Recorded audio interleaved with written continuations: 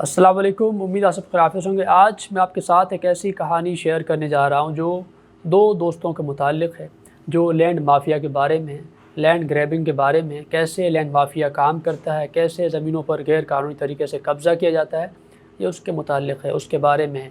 और इस कहानी का नाम है रूहानी राहों का भटका मुसाफिर। इसको गुज़िश्ता माह मैंने लिखा था एक वेबसाइट के लिए, फिर इसको एक जगह पढ़ा भी था, फिर सोचा कि आपके साथ इसको शेयर किया जाए और अपने चैनल पर इसको अपलोड किया जाए। इस कहानी को अपलोड करने का अभी मकसद ये है कि आजकल बड़ा ट्रेंड चल रहा है, शहर क़ाइद में बड़े बड़े प्लाज़े गिराने की बातें हो रही हैं और कुछ गिराए जा रहे हैं। उसके हवाले से ये कहानी है कि ओवरऑल तो इसको दिखाया, उसका जो पस मंज़र है वो आपको पता चल जाएगा मैंने क्यों और इसको क्या सोच कर लिखा है, क्या समझ कर लिखा है। और अभी ये कहानियों का सिलसिला चल रहा है। अभी तो इसके 3 कहानियाँ हैं जिस पर मैं अभी काम कर रहा हूँ। फिर आगे चलते हैं, देखते हैं कि इसको कहाँ तक मैं इसको लेकर जा सकता हूँ और क्या इसमें कोई गुंजाइश रहती है कि इसको मैं एक नॉवलेट या नावल की सूरत में इसको बनाकर पेश करूँ और लिख लूँ। अगर हिम्मत हुई तो ऐसा कर लूँगा, अदरवाइज़ छोटी छोटी कहानियाँ तो बनती रहेंगी और लिखते रहेंगे। 1-2 हज़ार वर्ड्स की जो कहानियाँ दिमाग में चलती रहती हैं, खिचड़ी पकाती रहती हैं, सो चलता रहता है। और ये कहानी एक ऐसे शख्स की है जो ओशो का एक ज़माने में पैरोकार हुआ करता था। ये कहानी एक ऐसे नौजवान की है जो अब रियल एस्टेट के धंधे में किस्मत आजमाना चाहता है। और ये कहानी एक ऐसे शख्स की है जो दरगाह बनाना चाहता है। और ये कहानी एक ऐसे शख्स की है जो अपनी ज़िंदगी में अपने रिश्ते बचाना चाहता है। चलें आगाज़ करते हैं इस कहानी को, अभी पढ़कर आपके साथ शेयर करते हैं। उसका पहला पार्ट जो है रूहानी राहों का भटका मुसाफिर, मैं आपके साथ फ़िलहाल वो शेयर कर रहा हूँ। फिर अगले हफ़्ते इंशाअल्लाह या फिर अगले महीने उसका दूसरा पार्ट जो है दरवेश की दरगाह आपके साथ शेयर करूँगा। फिर उसके बाद फ़कीरा जो उसका तीसरा पार्ट है। अभी 3 कहानियाँ हैं और 3, 4, 5 जो भी हैं, अभी इसमें किरदार आते जाएंगे, बढ़ते जाएंगे।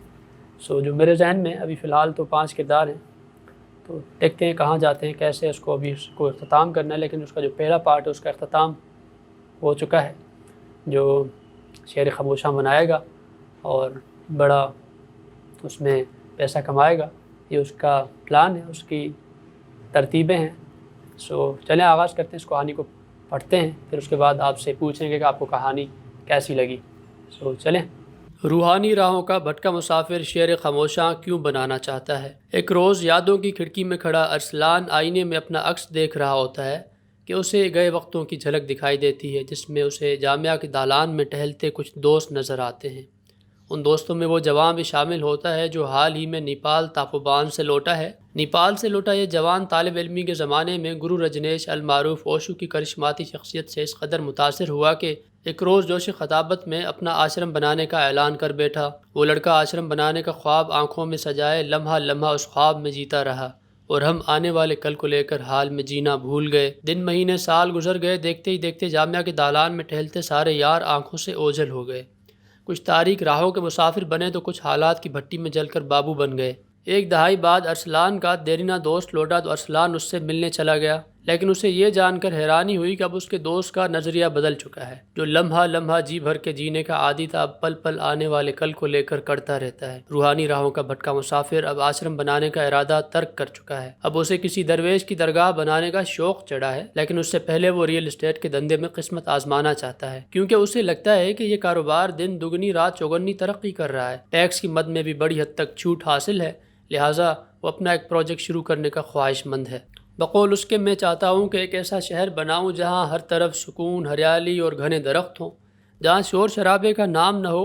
दर हकीकत जहाँ से कूच करने वालों का शहर शहर खामोशा बनाना चाहता हूँ। ये अपनी तर्ज का पहला शहर खामोशा होगा जो तमाम तर जदीद सहूलियात से आरास्ता होगा, जिसमें हस्पताल, डॉक्टर्स, मस्जिद, मौलाना, पार्क, शेल्टर होम, सर्द खाना, गुसल खाना, जनाजा गाह, नेज़ कब्रों की देखभाल और हिफाजत के लिए सिक्योरिटी समेत मुर्दों की बख्शिश के लिए कुरान ख्वानी, कुल, फातिहा और खुसूसी दुआओं का इंतज़ाम होगा। सबसे बढ़कर कब्रें लीज शुदा ज़मीन पर आइन इस्लामी तरीक़े के मुताबिक पुरआसाइश और हवादार बनाई जाएंगी और पर्दे का भी खुसूसी इंतज़ाम किया जाएगा। बुकिंग के मरहले को आसान बनाने के लिए प्रोजेक्ट की अपनी वेबसाइट और एप्लीकेशन बनाई जाएगी, जहां मरने से पहले लोग अपनी कब्रें, ताबूत, उनका डिज़ाइन, मार्बल, टाइल, कुतबा और अपनी पसंद के पत्थर वगैरह मुंतखब कर सकेंगे। प्रोजेक्ट के लिए पैसे और ज़मीन से मुताल्लिक़ नेपाल से लौटा شہزادہ ارسلان کو بتاتا ہے کہ 2 شہروں کے درمیان آباء و اجداد کی زمین پڑی ہوئی ہے، اس زمین کو پروجیکٹ کے لیے استعمال کرنے کا سوچا ہے۔ اس سلسلے میں جوانوں کے ایک پروگرام میں 2.5 کروڑ روپے تک کا قرضہ حاصل کرنے کا فارم بھر رکھا ہے۔ تو ایک دفعہ قرضہ منظور ہو جائے تو 2-4 ماڈل قبریں بنا کر پروجیکٹ کی آفیشیل ویب سائٹ لانچ کر دوں گا۔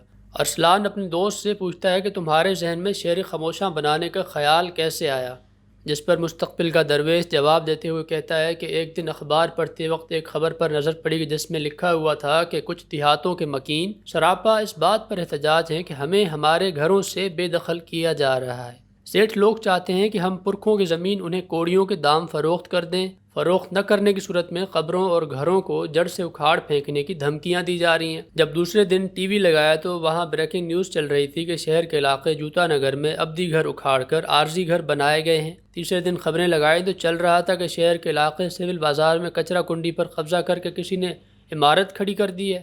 خبریں پڑھنے، دیکھنے اور سمجھنے کے بعد ابا حضور سے جا کر کہا کہ ہماری زمین بھی 2 نئے شہروں کے درمیان ہے، اس سے پہلے کہ ہم سے ہماری زمین چھین لی جائے، ہمیں بے دخل کیا جائے، کیوں نہ ہم اپنا شہر بنائیں، شہر خاموشاں۔ جس پر ابا نے کہا کہ یہ کیا بیہودہ مذاق ہے۔ میں نے تحمل سے ابا کو سنا اور اسے سمجھایا کہ نہ تو میں نالوں پر قبضے کی بات کر رہا ہوں اور نہ ہی پارکوں پر، نہ غریبوں کے مکان ڈھانے کی بات کر رہا ہوں اور نہ ہی مڈل کلاسیوں کو جھانسا دے کر ان کا سرمایہ ہڑپ کرنے کی بات کر رہا ہوں۔ میں تو اپنی زمین پر اپنا شہر بنانے کی بات کر رہا ہوں، ایک ایسے شہر کی بات کر رہا ہوں جس میں ابدی آرامی خود کو محفوظ تصور کر سکیں۔